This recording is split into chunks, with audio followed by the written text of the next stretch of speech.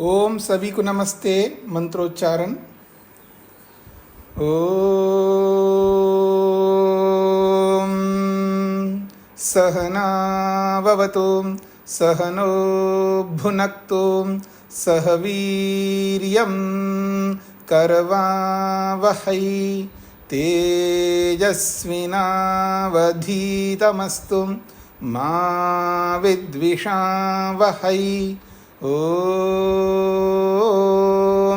शांति शांति शांति। योग दर्शन की कक्षा संख्या 201 है।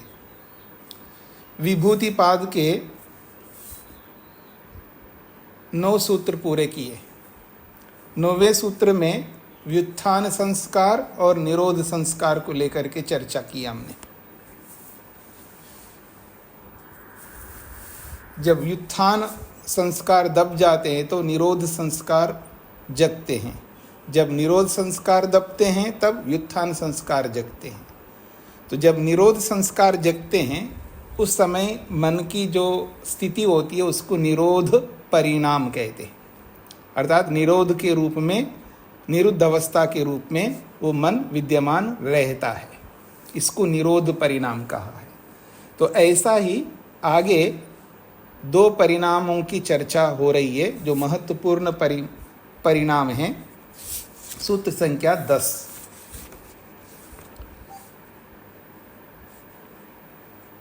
सूत्र है तस्य प्रशांत वाहिता संस्कारात्। तस्य जो है चित्त के लिए कहा जा रहा है, मन के लिए कहा जा रहा है। और प्रशांत वाहिता, मन की जो स्थिति रहती है वो प्रशांत वाहिता। शांत का अर्थ होता है शांत। आप सब समझते हैं शांत क्या होता है। और शांत से पहले प्रा जोड़ दिया, यानी विशेष रूप से शांत, प्रकृष्ट रूप से शांत। और वाहिता का अर्थ होता है बना रहना, निरंतर शांत बना रहना। और निरंतर विशेष रूप से शांत बना रहना ये कैसे होगा? संस्कारात्, संस्कारों के कारण से। कौन से संस्कार? निरोध परिणाम के संस्कारों के कारण से। तो ये जो संस्कारा शब्द आया है ये पिछले 9वें सूत्र में निरोध परिणाम के जो संस्कार है उनको लेकर के कहा जा रहा है। तो संस्कारात् का अर्थ हो गया निरोध संस्कारों के कारण से। यानी निरुद्ध अवस्था में जो मन रहता है और उस मन में जो संस्कार आते हैं जो समाधि के, उन निरुद्ध संस्कारों के कारण से तस्य, उस मन का या उस मन की जो स्थिति रहती है वो कैसी रहती है? प्रशांत वाहिता, विशेष रूप से शांत बना रहना, लगातार। वाहिता का मतलब है निरंतर, निरंतर प्रवाह को कहते हैं। तो एक जैसा प्रवाह, प्रवाह को यहाँ वाहिता कहा है। और कैसा प्रवाह? प्रशांता वाहिता, यानी विशेष रूप से शांत प्रवाह मन का बना रहता है। कब? संस्कारात्, निरोध संस्कार के कारण से। तो सूत्र का अर्थ होगा निरोध संस्कारों के कारण से मन की प्रशांत वाहिता रहती है, यह मन की विशेष रूप से शांत अवस्था बनी रहती है। ये सूत्र का अर्थ हो गया। आइए भाष्य को देखते हैं। निरोध संस्कार अभ्यास पाठवापेक्षा, निरोध संस्कार अभ्यास पाठवापेक्षा। तो निरोध संस्कार तो आपको कल पता लग ही गया है निरोध संस्कार क्या होते हैं। और निरोध संस्कारों के अभ्यास से, निरोध संस्कारों का अभ्यास भी रहता है ना, कि पहली बार जब समाधि लगाता है तो वो बहुत कम समय के लिए समाधि लगती है। फिर अगली बार करता है तो उसकी अपेक्षा से और अधिक समय की लगती है समाधि। फिर अगली बार करता है तो और अधिक समय की लगती है। तो ये जो समाधि लगाने का अभ्यास है वो समय की अवधि बढ़ती रहती है। जैसे जैसे समाधि लगाता रहेगा वैसे वैसे उस समाधि की जो अवधि है वो बढ़ती जाएगी। तो कह रहे निरोध संस्कार कितने होंगे? जितनी समाधि होगी उतने संस्कार होंगे। पहली बार जितनी समाधि लगाई, जितने काल के लिए समाधि लगाई, उतने ही निरोध संस्कार होंगे। अगली बार समाधि लगाएगा तो अधिक अवधि के लिए लगाएगा तो और अधिक संस्कार होंगे।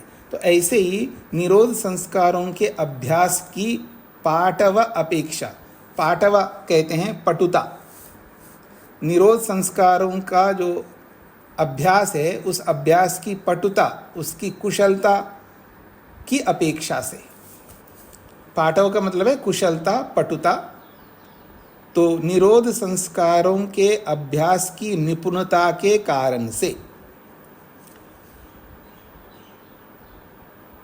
प्रशांतवायिता,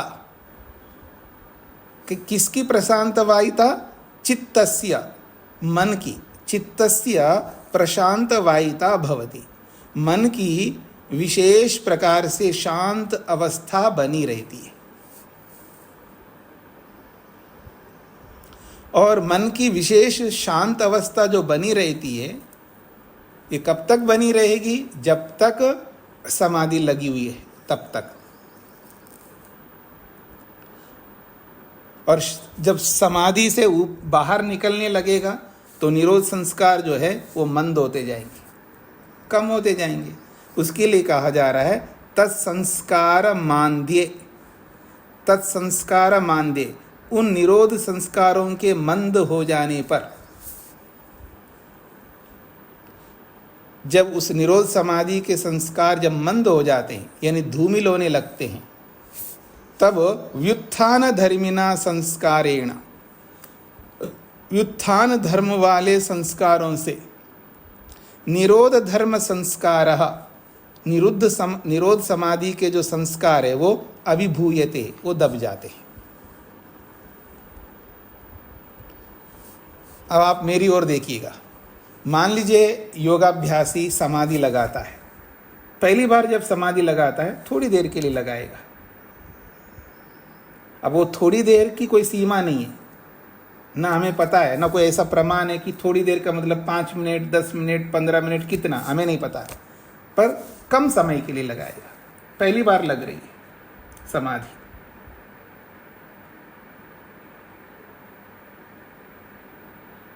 राजीव जी, जब आप गाड़ी चलाना सीख लिया था तो पहली बार कितनी देर तक चलाया? थोड़ी देर तक चलाया। फिर अगले दिन थोड़ा और देर दूर तक चलाएंगे, फिर अगले दिन और दूर तक चलाएंगे। ऐसे जब कोई नया काम व्यक्ति प्रारंभ करता है तो पहली बार, हाँ जी माता जी ने पहली बार रोटी बनाए तो 1 रोटी बनाई होगी, 2 रोटी बनाई होगी, 4 रोटी बनाई होगी, जितनी भी बनाई होगी। तो ये जो स्थिति है ना, जब पहली बार कोई नया काम करता है व्यक्ति तो थोड़ा ही करता है, और करते करते करत करत जो अभ्यास होता है वो बढ़ता है उसकी,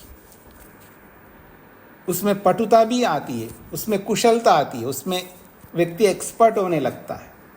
तो जब समाधि लगा लगा करके जब अभ्यास करता जाता है समाधि का भी अभ्यास करना होता है। एक बार समाधि लगाए तो हो गए, बस हो गया कल्याण, ऐसा नहीं है, उसका भी अभ्यास करना पड़ता है। समाधि अभ्यास कभी नहीं छूटता, अभ्यास छूटेगा मुक्ति में। मुक्ति में कुछ नहीं करना पड़ता है, वहाँ तो भोगना होता है। कर्म भूमि है शरीर, और मुक्ति जो है भोग भूमि है। मुक्ति में जो है बस आनंदित रहना है, आनंद लेना। अच्छा, आनंद लेते रहते उबेंगे नहीं क्या आनंद से? मीठा जो है खा करके उब जाते ना, खट्टा मीठा कड़वा जो भी है अब उबते रहते हैं, पर मुक्ति में उबना नहीं होता है, बोर नहीं हो सकते वहां पर, वहां बोर नहीं होंगे। यहां बोर इसलिए होते हैं जिस आनंद को हम भोगते हो वो समाप्त होता है, वो फीका पड़ जाता है, उसका जो क्वालिटी है, उसकी जो क्वालिटी है वो कम होती जाती है, इसलिए हम बोर हो जाते हैं। ये समाप्त हो जाता है वो सुख, इसलिए भी बोर हो जाते हैं। फिर वही सुख है, उतनी ही सुख है, उतना ही सुख है, उतनी। अब मान लीजिएगा रसगुल्ला खाओ, एक खाया सुख मिला, दूसरा खाया सुख मिला, तीसरा खाया। वैसे बूढ़े हो गए हम लोग, ज़्यादा खा नहीं सकते, और एक दिन खाए, 2 दिन खाए, 4 दिन, कब तक रोज़ खाओगे रसगुल्ले? ऊब जाओगे। फिर दूसरी मिठाई लेंगे, और ऐसी सारी मिठाइयाँ, 56 मिठाइयाँ जो है, 56 भोग बोलते होंगे आप, जितना सारे बदल दिया आपने। फिर अरे बहुत खा लिया, जब तो नहीं खाएंगे, ऊब जाएंगे आप। आदमी मधुरता से भी ऊबता है, अम्ल से भी ऊबता है, कट्ठे से भी, चरपरा से भी, 6 रसों से ऊब जाता है। रूप से भी ऊब जाता है, रस से भी ऊब जाता है, गंध से भी ऊब जाता है, शब्द से भी, स्पर्श, सबसे ऊबता है व्यक्ति, क्योंकि उसमें वो जो स्थिरता है वो नहीं होती है, वो जल्दी समाप्त हो जाते हैं। पर ईश्वर का आनंद ऐसा नहीं है। कभी अवसर मिलेगा ईश्वर के आनंद की क्वालिटी समझने का। हाँ जी, अगर आदमी को ये पता लग जाए ना, ईश्वर का जो आनंद है उसकी क्या क्वालिटी होती है, उसकी क्या विशेषता होती है, जिस दिन आप समझ जाएंगे ना, शायद हो सकता है आप मेरी बात मान ले। भरोसा नहीं आप पर, सुनने के बाद कहेंगे आप पता नहीं, बेटा होता है ना, पहले आप पैसे तो दे दो, बाद में बताऊंगा मैं। पिता कहता है कि मेरी बात मानोगे? बिल्कुल मानूंगा, पहले पैसे तो दे दो। पैसे देने के बाद में फिर वो बात मानना ही बंद कर देता है। जैसे आपको अपने बेटों पर भरोसा नहीं है, ऐसे मेरे को भी आप पर भरोसा नहीं है, फिर भी बताना मेरा कर्तव्य है। जैसे माता पिता का बताना कर्तव्य होता है, बेटा माने ना माने, लेकिन वो बताते हैं, तो मेरा भी यही कर्तव्य है। मैं भी अध्यापक हूँ, तो मेरे को बताना कर्तव्य है। आप माने ना माने, आप स्वतंत्र है, लेकिन बताना मेरा कर्तव्य है। बताऊंगा एक दिन जरूर। तो आइए, तो ये जो समाधि लगा लगा करके जो अभ्यास करता है, उस अभ्यास से निरोध संस्कार जो है उसमें कुशलता आती है। फिर वही संस्कार फिर अगली समाधि के लिए प्रेरित करते हैं हमको। जैसे हमने खाने का संस्कार बनाया, तो दोबारा खाने के लिए वो संस्कार प्रेरित करते हैं ना। देखना, जिसको देखा दोबारा देखने का संस्कार, देखने के संस्कार दोबारा देखने के लिए। जो भी हम लौकिक संस्कार बनाते हैं, रूप, रस, गंध, स्पर्श, शब्द आदि के, फिर वो संस्कार हमको प्रेरित करते दोबारा उसको पाने के लिए। ठीक इसी प्रकार से ये जो निरोध संस्कार है, तो समाधि लगा लगा करके जब निरोध संस्कार बनाते, वो संस्कारों का इतना अभ्यास हो जाता है कि वो हमें प्रेरित करते बार बार समाधि लगाने के लिए। तो इसलिए कह रहे हैं, निरोध संस्कार अभ्यास पाठव अपेक्षा। निरोध संस्कारों के अभ्यास के कारण से जो उनमें निपुणता आती है, उस निपुणता की अपेक्षा से, जैसी जैसी निपुणता बढ़ती है, वैसा वैसे चित्तस्य प्रशांत वायिता, मन की जो विशेष प्रकार की जो शांत अवस्था है, वो भी बिल्कुल बनी रहती है। परंतु वो समाधि का एक अपना समय है। कब तक लगाएगा समाधि? वो प्रारंभ में हो सकता है 15 मिनट लगाया होगा, आधा घंटा लगाया होगा, फिर धीरे धीरे पौन घंटा, 1 घंटा, 1.5 घंटा, 2 घंटे, आखिर कितने घंटे तक लगाएगा? उसकी एक सीमा है।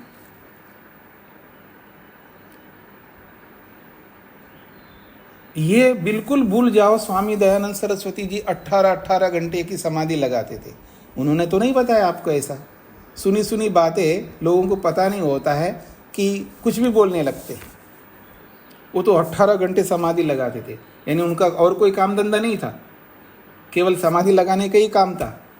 अगर केवल समाधि लगाते तो फिर काम कब किया उन्होंने?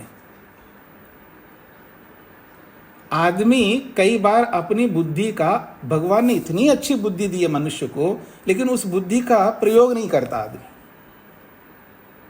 जैसे सुनता है वैसे मानने लगता है। अगर 18 घंटे समाधि लगाए करते थे, तो फिर प्रचार कब किया उन्होंने, पुस्तकें कब लिखी उन्होंने, खाना कब खाया, सोए कब? बहुत सारे काम होते हैं ना आदमी के, केवल एक काम नहीं ना केवल समाधि लगाने का। यदि 18 घंटे समाधि लगाएंगे तो बाकी काम कब करेंगे? वो ईश्वर प्रणिधान को समाधि समझने लग गए लोग। वो 18 घंटे तक ईश्वर प्रणिधान में रहते थे। पीछे पड़ा था ना, शय्यासनस्थो अथ पतिव्रजन्वा, चाहे वो बैठे रहते, वो चाहे चल रहे, चाहे सो रहे, चाहे कुछ भी कर रहे, तो हर समय वो ईश्वर प्रणिधान में रहते थे। ईश्वर प्रणिधान में रहना अलग बात है, समाधि लगाना अलग बात है। ईश्वर प्रणिधान में रहते हुए व्यक्ति खा सकता है, बोल सकता है, दे सकता है, ले सकता है, चल सकता है, बैठ सकता है, सारे काम कर सकता है जो करने योग्य काम है। सारे कामों को करते हुए ईश्वर प्रणिधान में बना रहना, ये कोई खेल नहीं है, बहुत बड़ी बात है।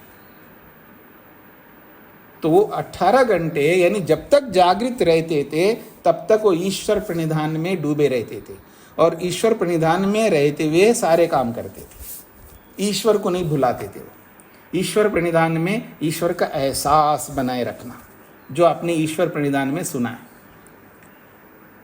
पर 18 घंटे समाधि लगाया करते थे, ये गलत बात है।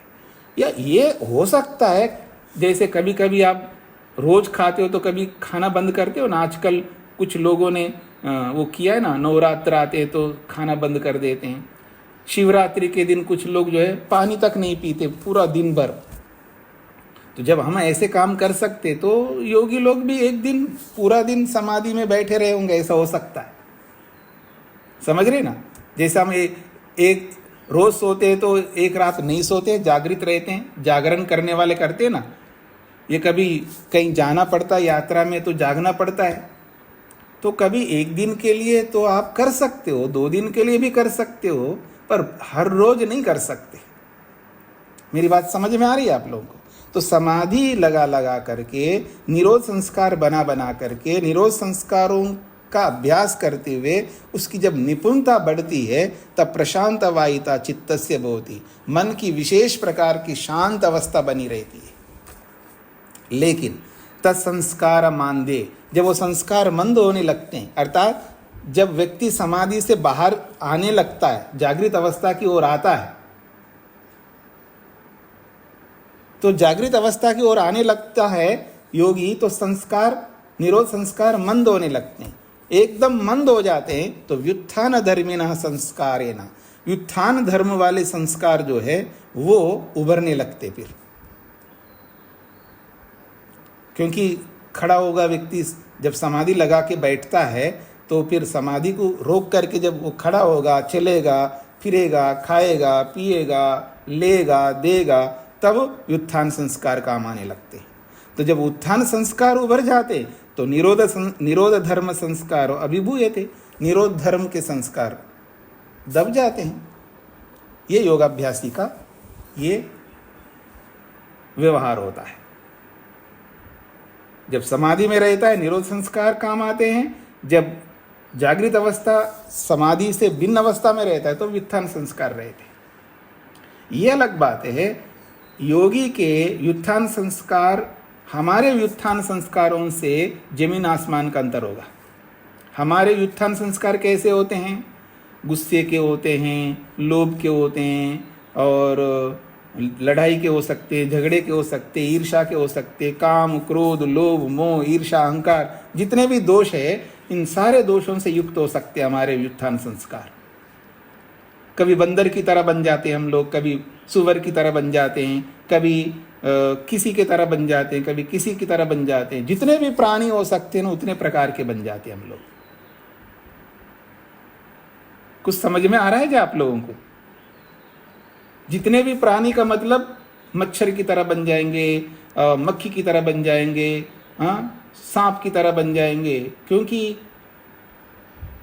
जितनी भी योनियां हैं ना, इन सब योनियों में जाने के कर्म कहाँ करते हैं हम लोग? मनुष्य शरीर में करते हैं।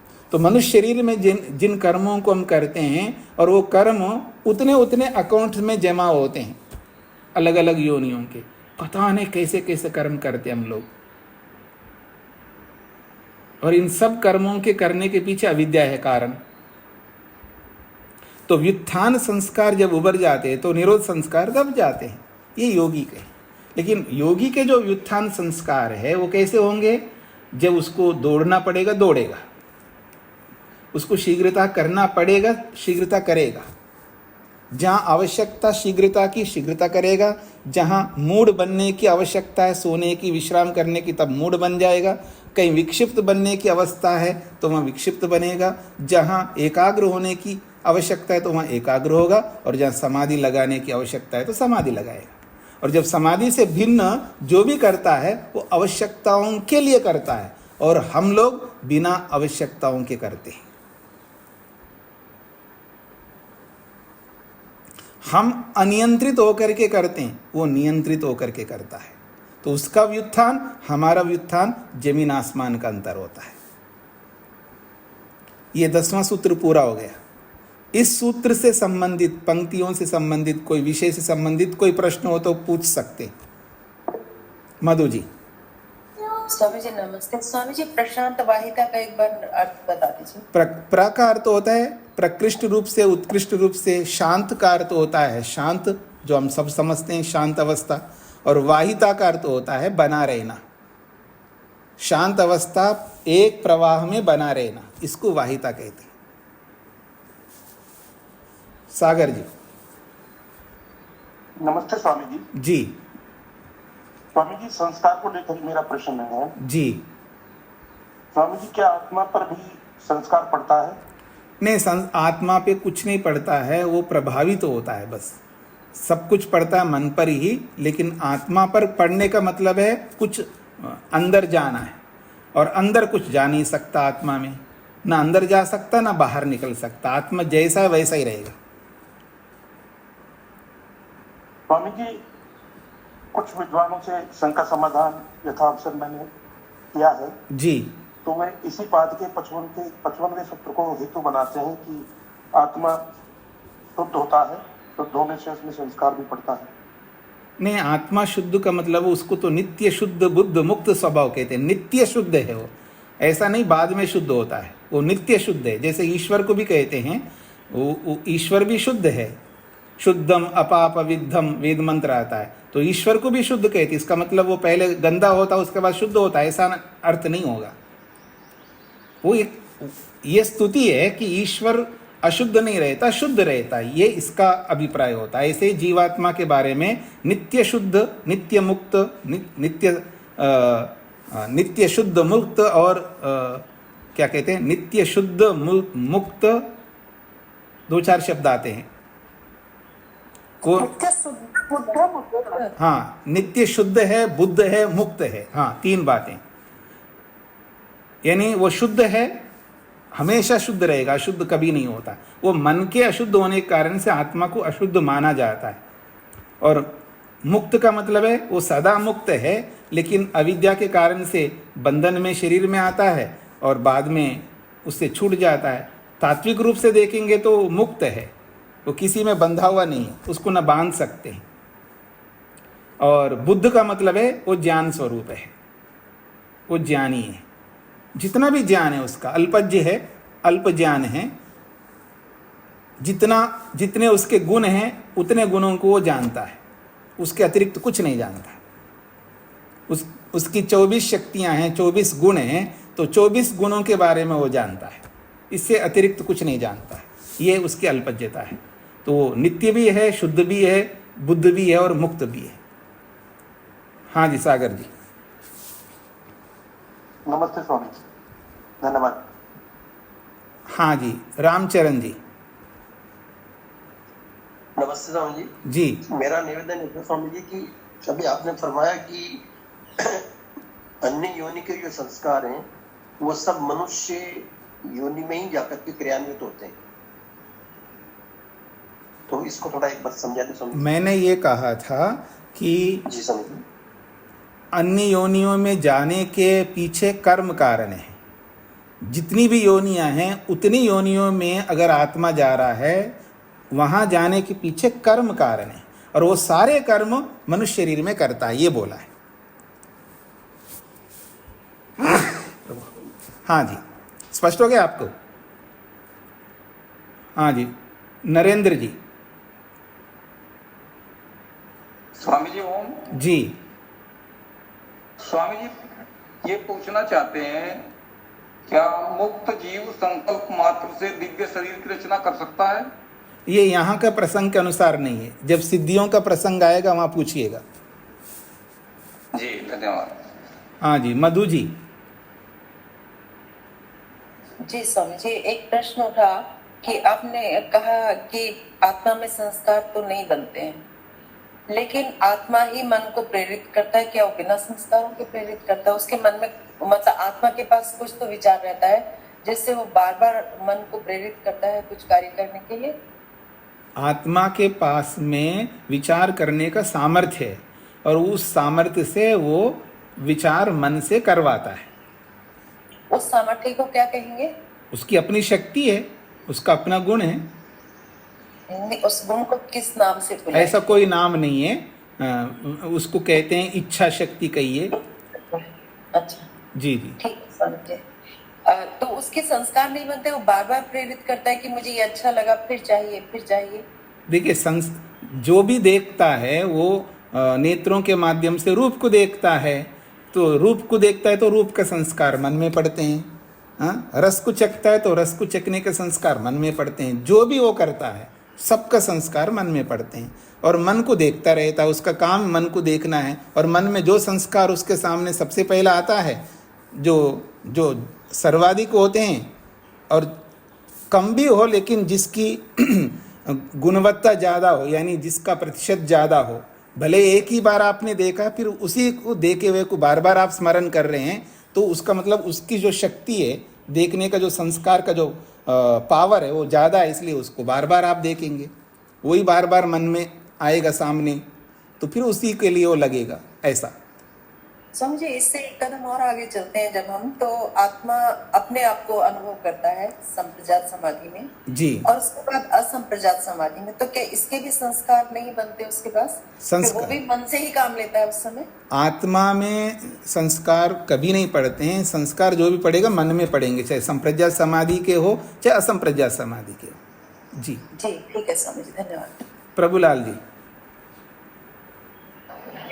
स्वामी जी, मैं ये जानना चाहता था, निरोध अवस्था में चित्त की वृत्तियों का निरोध हो जाता है, कोई वृत्ति नहीं उठती है, जी, और जब परमात्मा का साक्षात्कार होता है मन वहाँ रहता है, लेकिन आत्मा स्वयं ईश्वर से साक्षात्कार कर रहा होता है, जी। तो फिर इसके संस्कार कहाँ पड़ते हैं? जब मन तो वहाँ है लेकिन मन से काम नहीं ले रहा है आत्मा, तो संस्कार कैसे पड़ेंगे मन में? जैसे आप कुछ काम कर रहे हो, तो आपका बेटा आपके बगल में खड़ा है, ठीक है ना, तो काम करने का संस्कार आप में तो पड़ रहा है, लेकिन आपके बेटे में भी पड़ रहा है, बगल में बैठा है। तो ऐसा ही ऐसा है, समझने का प्रयत्न करें। मैं कोशिश करूंगा इसका समझने की। हाँ, तो समझ में कम आ रहा है।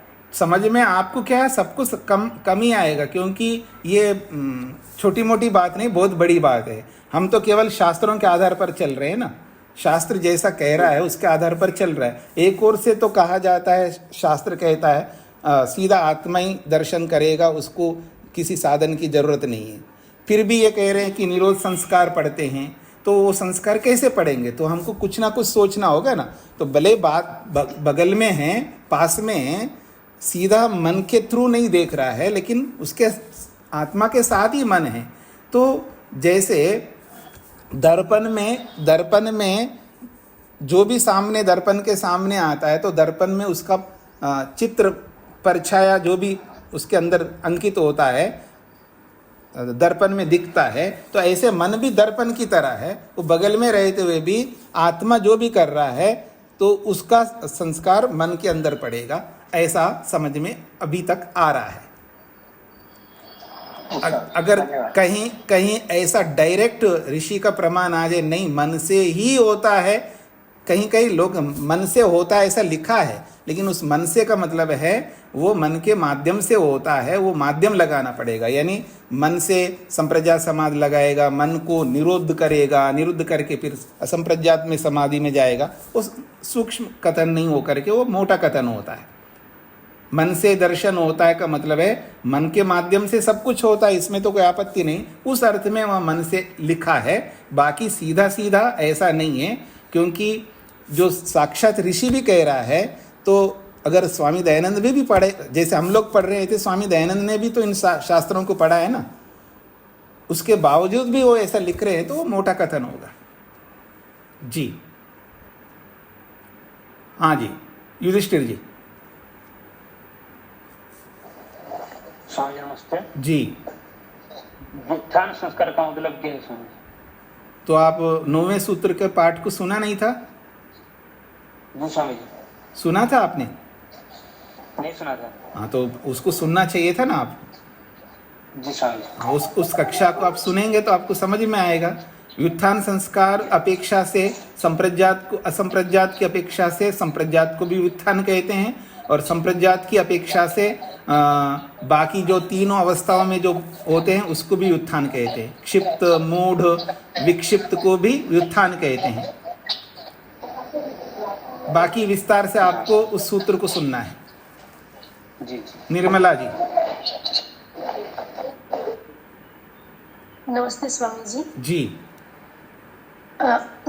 थोड़ा सा लास्ट वाला निरोध धर्म संस्कारो अभिभूयति, इसको थोड़ा सा। निरोध धर्म के जो संस्कार बन रहे थे, वो जब व्युत्थान संस्कार जब उभरते लगते हैं, तो निरोध धर्म के संस्कार जो है अभिभूयते, दब जाते हैं, ये इसका अर्थ है। धन्यवाद स्वामी। हाँ जी, शेखर जी। जी प्रणाम स्वामी जी। जी, जो चित्त के सत्व रज तम स्वभाव है स्वामी जी, जी, उनमें परिवर्तन हमारी वृत्तियों से ही होता होगा ना स्वामी जी? हाँ जी, हाँ जी, जैसी जैसी वृत्तियां आएंगी वैसे वैसे उनमें परिवर्तन होता है। जी, थोड़ा सा प्रारंभ में जैसे मन शांत हो जाएगा, प्रारंभ में मन का जो अपना स्वभाव है शांत रहने का, शांत अवस्था आते ही अच्छी वृत्तियां चलेंगी, और अच्छी वृत्तियों से और अधिक शांत हो जाएगा। ऐसा ऐसा ही मेरी सोच थी स्वामी जी, क्योंकि ये नौवीं सूत्र का उसमें मैं जा रहा था, तो वहाँ कह रहे हैं कि ये मतलब चित्त का ऐसा स्वभाव है, और संस्कार क्योंकि ज्ञानात्मक नहीं होते और वृत्तियाँ इनका कारण नहीं होती, तो सत्व ये व्युत्थान संस्कार सत्व रजस्तम के कारण होता है। नहीं, ऐसा यहाँ संस्कृत में कहाँ लिखा है? संस्कृत में तो मैं थोड़ा सा एक्स्ट्रा अध्ययन कर रहा था, तो ये मतलब वहाँ कह रहे हैं कि सत्व रजस्तम मतलब चित्त के ये स्वभाव हैं, तो जैसे जैसे ये मन चित्त अपने आप ही मतलब इन संस्कार इन स्वभाव में गुजरता रहता है। अपने आप नहीं गुजरता है। एक चित्त के दो परिणाम हैं, एक स्वाभाविक परिणाम है और एक क्रिएटेड है, यानी जिसको हम बनाते हैं। जो स्वाभाविक परिणाम है, जैसे इलेक्ट्रॉन, न्यूट्रॉन, प्रोटॉन घूमते रहते हैं ना, ऐसे सत्वरस्तम जो है ये बदलते रहते हैं अंदर का, और बाहर का जो स्वरूप है उसको हम लोग अपनी वृत्तियों के कारण से बदलते हैं। मन के अंदर दो परिवर्तन होते हैं, एक परिवर्तन उसका स्वाभाविक परिवर्तन है, वो तो बदलता रहेगा अपने आप। कभी सत्वगुण उभर के आएगा अपने आप, कभी रजोगुण उभर के आएगा अपने आप, कभी तमोगुण उभर के आएगा अपने आप। उसकी जो स्थिति है वो स्वाभाविक स्थिति होती है। वो एक जिसको आप कहते हैं ना, जैसे इलेक्ट्रॉन, न्यूट्रॉन, प्रोटॉन घूम रहे हैं निरंतर, ऐसे ये तीनों सत्वरस्तम तीनों घूम रहे होते हैं। ये आंतरिक परिवर्तन है। उस आंतरिक परिवर्तन से हमारे व्यवहार का कोई लेना देना नहीं, विशेष सामान्य है। लेकिन जो विशेष व्यवहार है वो जब हम अपने ज्ञानात्मक रूप से जब उसको सत्व के रूप में बनाए रखते हैं, तब फिर हम आगे अच्छे काम करने लगेंगे। ये तम को ही बनाए रखते हैं। तम तो आ गए अपने आप स्वाभाविक रूप से, और उस स्वाभाविक रूप से आए हुए तम को हम बनाए रखना चाहते हैं अपनी अविद्या से, तो वो बना रहेगा।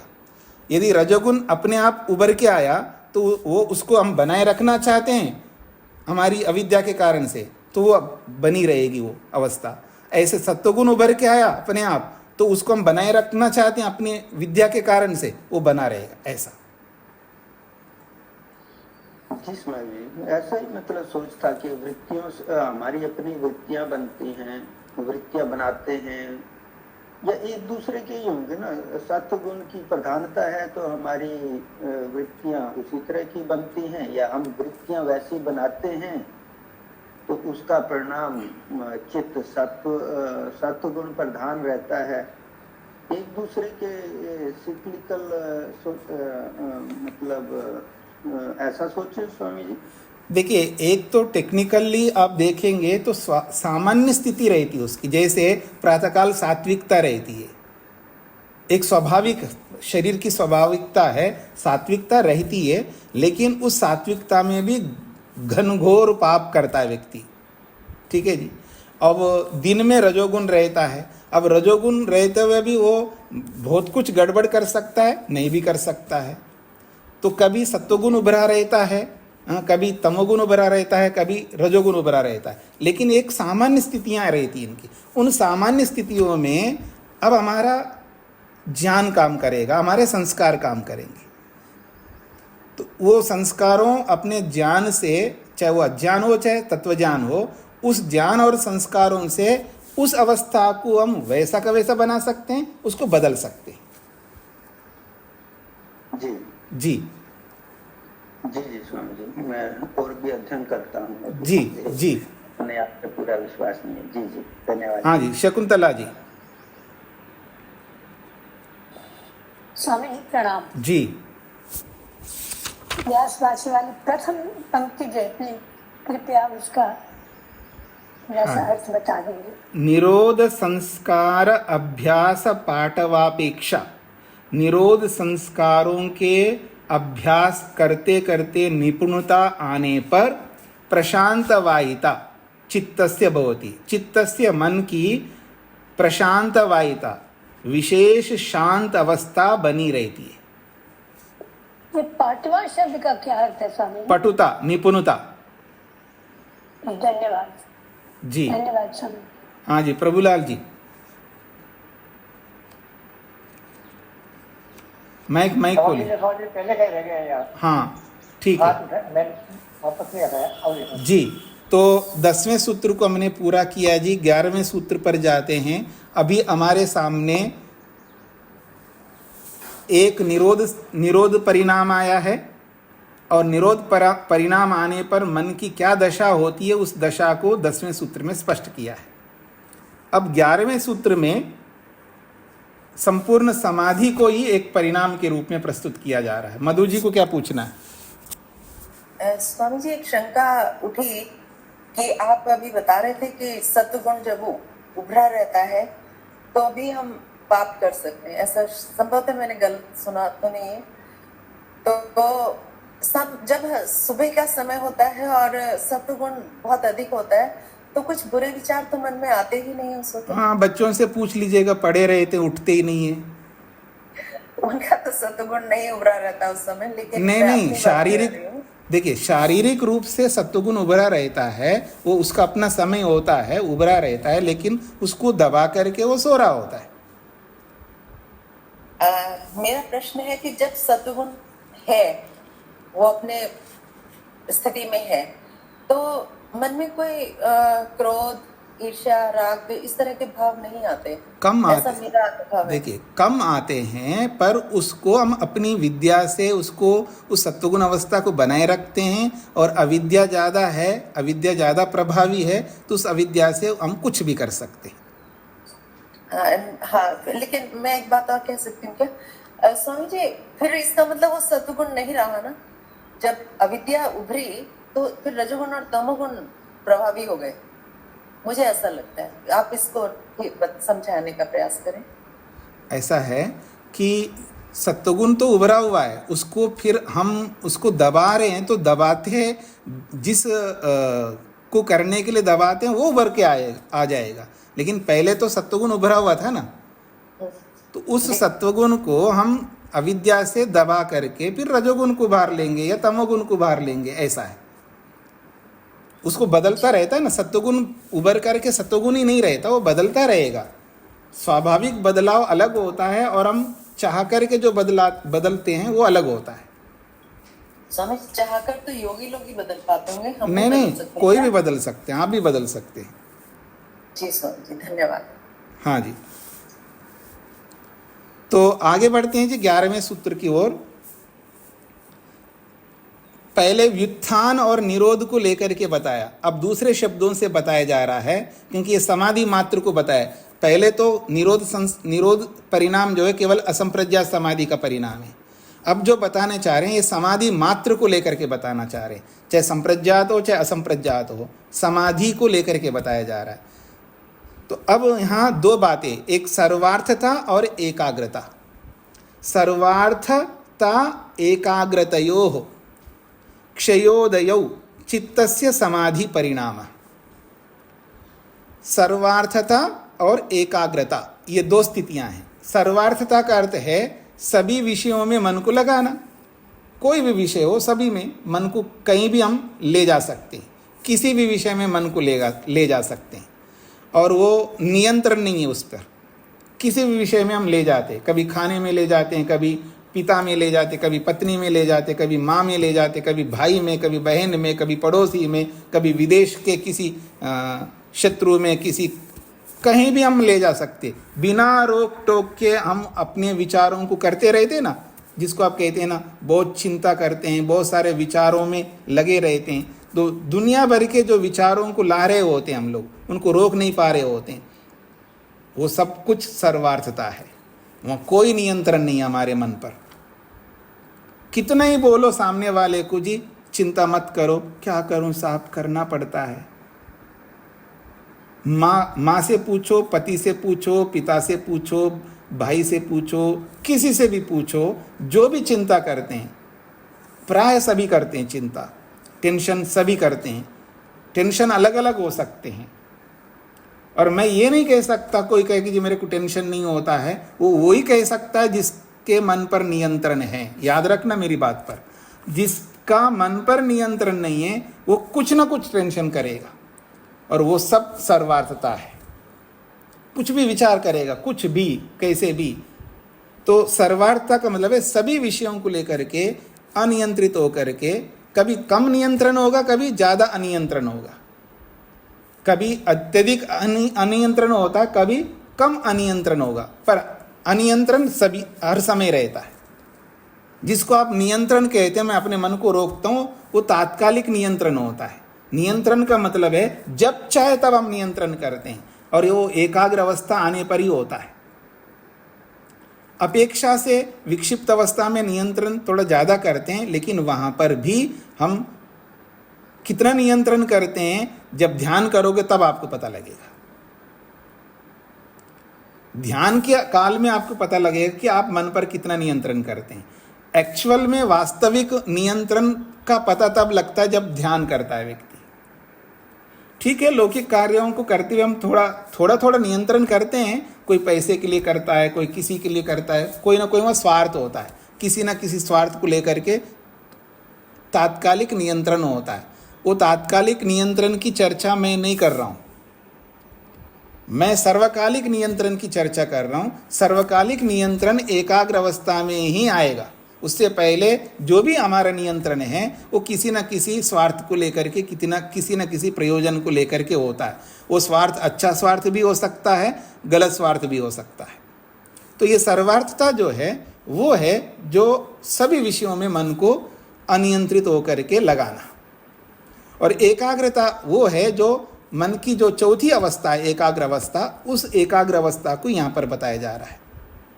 क्योंकि एकाग्र अवस्था वो होती है जिसमें एक ही विषय में मन को लगाते हैं, उस विषय को हम हटा ही नहीं सकते, उस विषय से बाहर जा ही नहीं सकते। ये वो एकाग्रता है, एक विषय पर लगा रहना, वो एकाग्रता है। तो सर्वार्थता और एकाग्रता ये दो स्थितियां हैं। और ये सर्वार्थता एकाग्रता कैसे होते हैं? तो का क्षयोदय, एक का क्षय होता है, एक का उदय होता है। अगर सर्वार्थता क्षय हो गया अर्थात दब गया तो एकाग्रता उभर के आएगा, और एकाग्रता दब गया है या दब गई है तो सर्वार्थता उभर के आएगी। एक समय एक अवस्था रहेगी। जब सर्वार्थता उभर करके आ गई है तो एकाग्रता दब जाएगी, और एकाग्रता उभर करके आई है तो सर्वार्थता दब जाएगी। तो इस दबने और उभरने को क्षय और उदय बोला है। क्षय उदय, क्षयोदय। तो क्षय का मतलब दब जाना, हट जाना, और उदय का मतलब है प्रकट होना। ये किनके हो रहे हैं? चित्तस्य, ये चित्त के, मन के हो रहे हैं। तो चित्तस्य, मन के सर्वार्थता और एकाग्रता, इन दोनों में क्षय और उदय होता रहता है। अब इस तात्कालिक एकाग्रता जो हमारे को आती है, जिसको विक्षिप्त अवस्था में हम लोग लाते हैं, तात्कालिक एकाग्रता आती है। कोई 1 मिनट के लिए कर सकता है, कोई 5 मिनट के लिए कर सकता है। 5 मिनट के लिए 10 मिनट के लिए करना बहुत मुश्किल होता है, लेकिन मान लो कर भी लिया है तो वो विक्षिप्त अवस्था ही होती है। तो वो जो एकाग्रता है, विक्षिप्त अवस्था वाली भी क्यों ना हो एकाग्रता, वो जब है तो ये सर्वार्थता हट जाएगी। और जब सर्वार्थता अगर उभर के आ गई है तो वो जो विक्षिप्त अवस्था वाली एकाग्रता है वो भी हट जाएगी।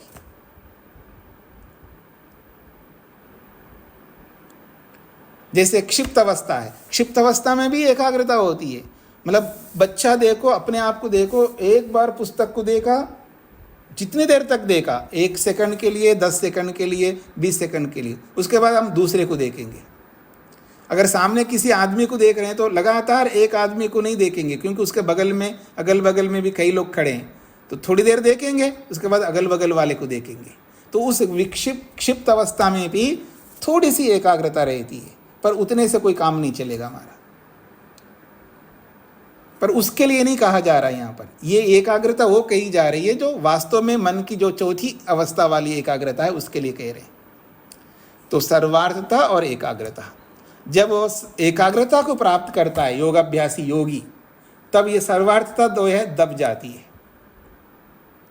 और जब उस एकाग्रता से बाहर आता है तो एकाग्रता दब जाएगी, सर्वार्थता सामने आएगी। लेकिन इस योगाभ्यासी की जो सर्वार्थता है वो हमारी सर्वार्थता से बिल्कुल भिन्न हो गई। जैसे वहाँ व्युत्थान अवस्था योगी की और हमारी जैसे अलग अलग थी, वैसे ही यहाँ पर भी जो समाधि लगा रहा है एकाग्र अवस्था में, उसकी एकाग्रता, और जो वो समाधि से बाहर आएगा तो सर्वार्थता में जाएगा, उसकी सर्वार्थता और हमारी सर्वार्थता जमीन आसमान का अंतर होगा।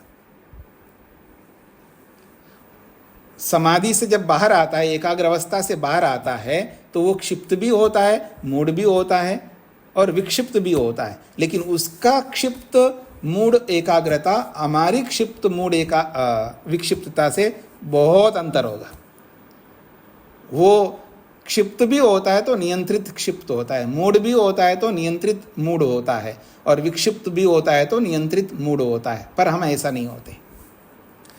तो वो जो समाधिस्थ योगी है, योगाभ्यासी है, जिसने एकाग्र अवस्था को, मन की चौथी अवस्था को प्राप्त किया है, ये उसकी चर्चा हो रही है यहाँ पर। ये हमारी चर्चा नहीं हो रही है। जैसे 9वें सूत्र में भी हमारी चर्चा नहीं है, वैसे 11वें सूत्र में भी हमारी चर्चा नहीं है। ये योगी की चर्चा है। तो सर्वार्थता और एकाग्रता, इन दोनों में क्षय और उदय होते रहते हैं। जब सर्वार्थता उभर के आती है तो तब एकाग्रता नहीं रहती है। और ये जो एकाग्रता है ये समाधि के काल में होती है, ये याद रखिएगा। जब समाधि नहीं लगाता, समाधिस्थ योगी भी जब समाधि नहीं लगाता तो वो एकाग्र अवस्था में नहीं रहता, वो विक्षिप्त अवस्था की अच्छी स्थिति में रहता है। एकाग्र अवस्था समाधि के काल में ही रहती है, इसको समझने का प्रयत्न करना। जो समाधि लगाता है एकाग्र अवस्था में समाधि लगती है, और वो समाधि जब तक बनी रहती तब तक ही वो एकाग्र अवस्था रहती है। और जब समाधि से बाहर आता है तो वो विक्षिप्त में रहेगा योगी, योगाभ्यासी। कभी कभी मूड में रहेगा, कभी कभी क्षिप्त में रहेगा, अधिकांश समय उसका विक्षिप्त अवस्था रहेगी। तो सर्वार्थता एकाग्रता यो, इन दोनों के बीच में क्षय और उदय होता है। जब समाधि में जाता है, एकाग्रावस्था बनी रहती है, तो सर्वार्थता क्षय हो जाता है, अर्थात दब जाता है। और जब समाधि से बाहर आता है तो एकाग्रावस्था का क्षय होता है और सर्वार्थता उभर के आती है। ये किसकी होती है? दो अवस्थाएं चित्तस्य, मन की होती है। अब जब एकाग्र अवस्था आती है तो उस एकाग्र अवस्था में समाधि लगती है, फिर उस समाधि को यहाँ पर समाधि परिणाम कहा है। ये समाधि परिणाम कहलाता है। तो अब सूत्रार्थ मैं आपके सामने रख रहा हूं। चित्तस्य, मन की सर्वार्थता और एकाग्रता, ये दो अवस्थाएं होती है। इन दो अवस्थाओं में क्षय और उदय होते रहते हैं, अर्थात एक दब रहा होता है तो एक उभर रहा होता है। तो जब सर्वार्थता दब गई तो एकाग्रता जब उभर के आती है, उस एकाग्र अवस्था में समाधि परिणामा, उसको समाधि परिणाम कहते हैं। ये सूत्रार्थ आपके सामने आया। रूप जी को क्या कहना है? ओम स्वामी जी। जी स्वामी जी, आपने कहा था अभी कि जो एकाग्र अवस्था है वो समाधि के काल में ही होती है बस। जी स्वामी जी, जैसे कि अगर कोई विशेष कार्य अगर योगी को करना हो जिसमें मतलब एकाग्रता की आवश्यकता हो, तब भी वो एकाग्रता, वो वाली एकाग्रता नहीं होगी, या फिर वो मतलब समाधि वाली एकाग्रता भी ला सकता है व्यवहार काल में? नहीं ला पाता है। जहाँ तक मेरा ज्ञान है, वो विक्षिप्त अवस्था की उत्कृष्ट अवस्था में लाता है। जैसे वैज्ञानिक लोग रहते हैं ना, वैज्ञानिक लोग बहुत एकाग्र होते हैं, हमसे लाख गुना होते हैं, पर वो विक्षिप्त अवस्था की उत्कृष्ट अवस्था में रहते हैं। तो ऐसे योगी भी विक्षिप्त अवस्था की उत्कृष्ट अवस्था में रहता है, उसको भी एकाग्रता कहते हैं। मोटी भाषा में एकाग्रता। वास्तव में जो चौथी अवस्था है मन की एकाग्रता, वो समाधि, एकाग्रता आते ही समाधि में जाएगा। अगर समाधि में नहीं जा रहे तो वो वाली एकाग्रता नहीं है, वो विक्षिप्त अवस्था वाली उत्कृष्ट एकाग्रता है, ऐसा समझना है। हाँ जी, युधिष्ठिर जी। स्वामी जी, धन्यवाद स्वामी। युधिष्ठिर जी को क्या पूछना है? स्वामी जी, ये सर्वार्थता का मतलब क्या है? सर्वार्थता का मतलब है सभी विषयों में मन को लगाना है। जैसे आप लगाते हैं, कभी बेटे में, कभी घर में, कभी पैसे में, कभी पत्नी में, कभी पता नहीं किस किस में लगाते रहते हो आप, शांत थोड़े रहते हैं आप। इसको सर्वार्थता कहते हैं। जी, तो आगे बढ़ूं मैं, समय तो नहीं है। किसी कुछ पूछना हो तो अभी पूछ सकते हो, बाकी भाष्य को तो हम आगे पढ़ेंगे। स्वामी जी, सूत्रार्थ लिखवा दीजिए एक बार और बता दीजिए। हाँ, बता सकता हूँ, लिखवाना तो मैं नहीं करूँगा। चित्तस्य का अर्थ है मन के या मन की सर्वार्थता एकाग्रता, ये दो अवस्थाएं होती। मन की सर्वार्थता एकाग्रता, ये दो अवस्थाएं होती। इन दो अवस्थाओं में मन की सर्वार्थता एकाग्रता रूपी दो अवस्थाओं में क्षय और उदय होते रहते हैं। जब एकाग्रता उदय की स्थिति में रहती है तब मन की समाधि परिणाम उसको मन का वो समाधि परिणाम कहलाता है। ठीक हो गया जी? फिर बोल देता हूं, मन की सर्वार्थता और एकाग्रता, इन दो अवस्थाओं में क्षय और उदय होते रहते हैं। जब एकाग्र अवस्था का उदय होता है तब मन का वो समाधि परिणाम कहलाता है। ये सूत्रार्थ है।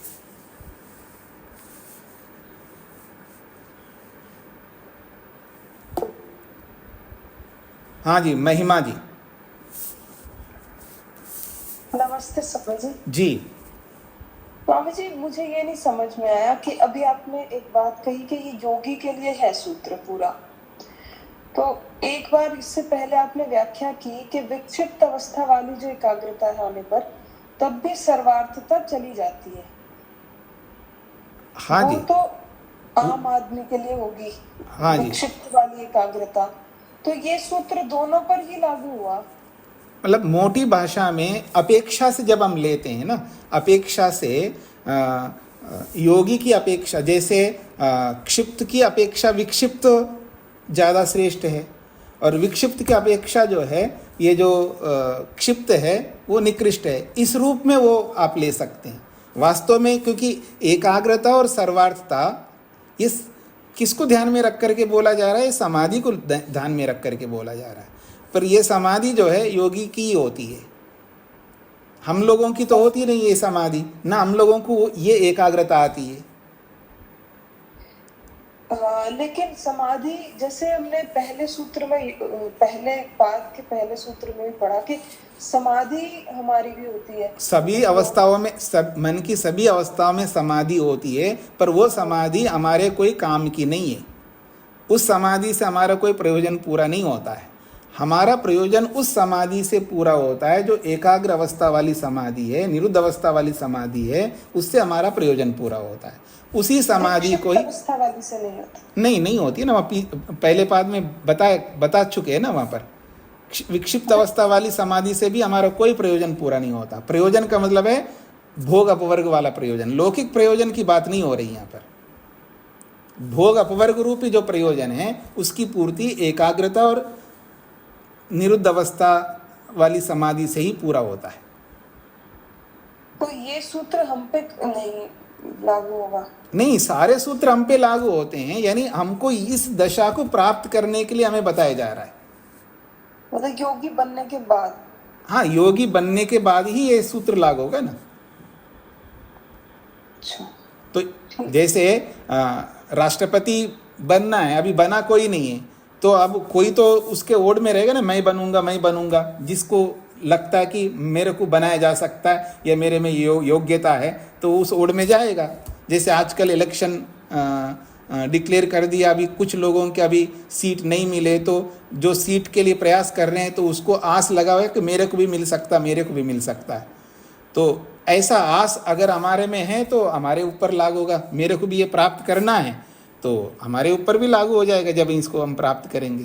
तो ये जो सर्वार्थता है, हम इसी में ही रहते हैं हमेशा, विक्षिप्त वाली समय पे भी हम सर्वार्थता में ही रहते हैं। हाँ जी, क्योंकि आप कंसंट्रेट होकर के पढ़ रहे हो, लेकिन बेल भी सुनते हो ना। कोई आपके सामने से जाता है तो उस पर भी नज़र आपका रहता, हाँ कोई मेरे सामने से निकला, भले आप पढ़ रहे हो। ये सर्वार्थता ही तो है, लेकिन बिल्कुल जो चंचल आदमी की सर्वार्थता और इस विक्षिप्त अवस्था की सर्वार्थता में बहुत अंतर है। आपको पकड़ में आ रहे हैं ना? जैसे हम एकाग्र होकर के पढ़ाई कर रहे हैं, लेकिन पढ़ाई करते हुए भी बेल भी सुनते हैं, कोई आ रहा है जा रहा है तो उसका भी हम कर रहता है, कोई आ रहा है जा रहा है, भले हम उसको नहीं देख रहे, लेकिन उसके आहट से, आने जाने से हमको लगता है कि हाँ कोई मेरे सामने से निकला है। कौन निकला है मेरे को नहीं पता है, लेकिन निकला है, इतना तो बोध रहता है ना हमको।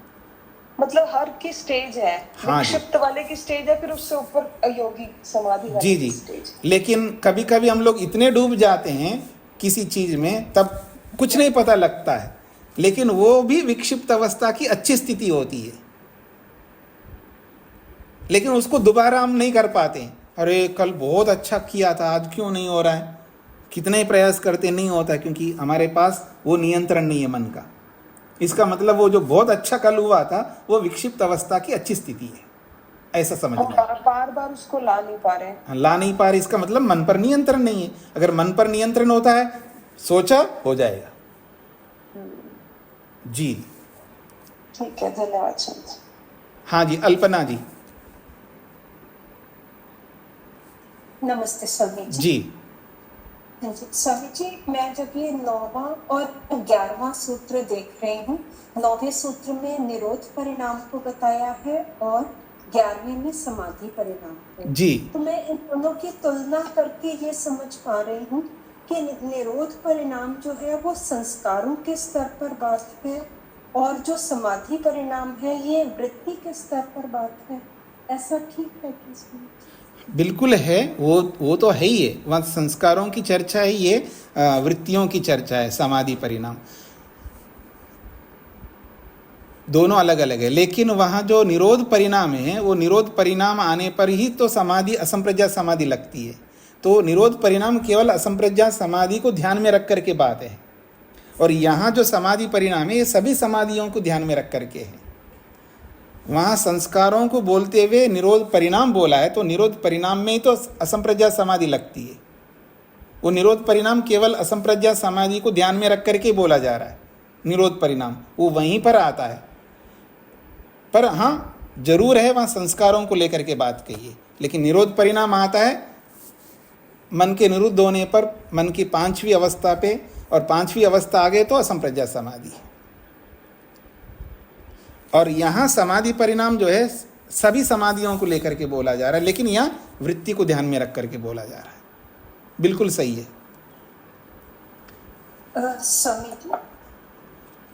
स्वामी जी फिर जैसे निरोध परिणाम है उसमें भी निरोध संस्कार और व्युत्थान संस्कार ये दोनों होंगे तो सही ही, तब भी जब निकलेंगे उस स्थिति से, समाधि की स्थिति से निकलेंगे, तब व्युत्थान संस्कार भी रहेंगे। हाँ जी, संस्कार वो दबे रहेंगे। इसलिए तो मैंने उस पाठ में बोला है कि समाधि जब निरोध परिणाम आने के बाद यानी असंप्रज्ञात समाधि लगा रहा है तो भी उसके अंदर संस्कार रहते हैं, वो सूत्र प्रमाण है।